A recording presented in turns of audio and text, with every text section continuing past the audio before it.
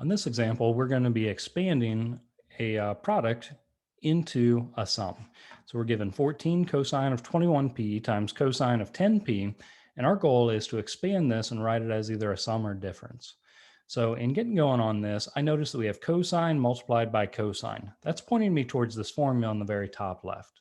So as we get moving forward on this, I'm going to go ahead and identify, I'm going to be using alpha is 21p and beta is 10p.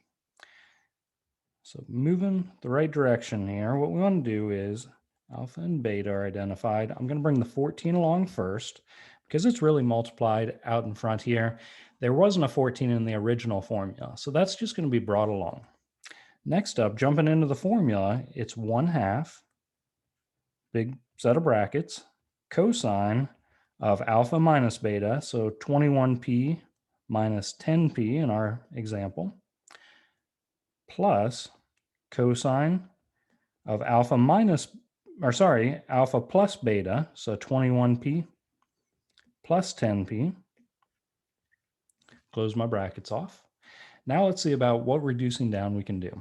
Well, one thing I notice is we have 14 multiplied by 1/2 out in front.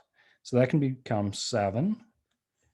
Another thing that I notice is inside of these sets of parentheses, we have 21p minus 10p. We can combine those like terms and get 11p's.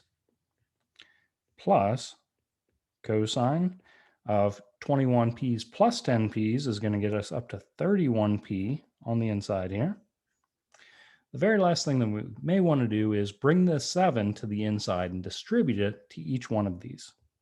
So that's going to get us to 7 multiplied by cosine of 11p plus 7 multiplied by cosine of 31p.